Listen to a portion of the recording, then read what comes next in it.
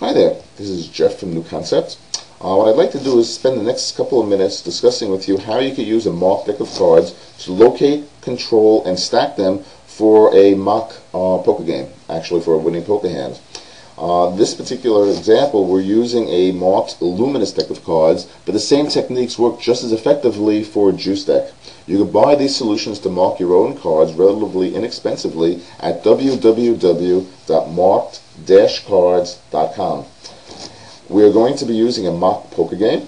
Of course, you should never use these techniques while gambling. It's strictly for magic and gambling expose purposes.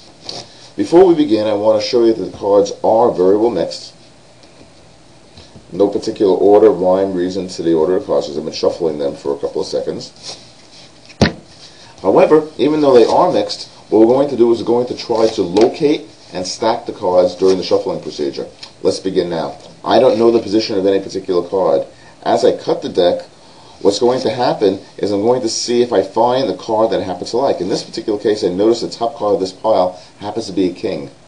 King seems to be good enough for me to try to stack, so I'm going to make sure the king falls on the top part of the deck. Easy enough to do. There goes the king. Now I'm going to position this king so it falls out on the flop. In order to do that, I'm simply going to take the cards and drop one card on top of it. Next, I'm going to see if I can locate a second king. In order to do that, I'm going to cut the cards. Happen to miss. So I shuffle the cards perfectly normally. I then take the deck and give the deck another cut. When I cut the deck a second time, I happen to miss this time too. Shuffle the deck normally.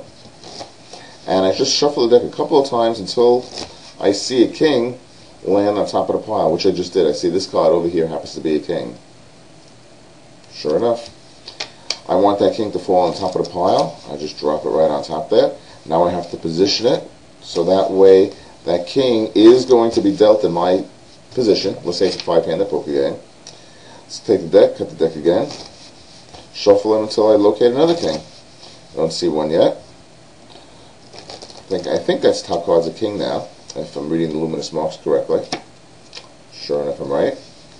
Leave that king on top of the deck, and now I stack it for my five-handed poker game again. Let's take a look at what's going on here. Let's deal. 1, 2, 3, 4. Here's our five-handed game. 1, 2, 3, 4. Let's see what I got. And of course I have a pair of wired kings. Let's see what we have here. Jack 6, 2, 4, Ace 3, pair of nines against my pair of kings. Let's see what's going to happen. Might be a decent amount of action going on here. We burn a card. There goes our flop. Remember I said I position that other king for the first card of the flop? Let's take a look at what happens. There goes the king. And now three of a kind. The others really don't matter because three of a kind is a very good hand and the odds are pretty high I'm going to win this mock poker hand. Burn one card.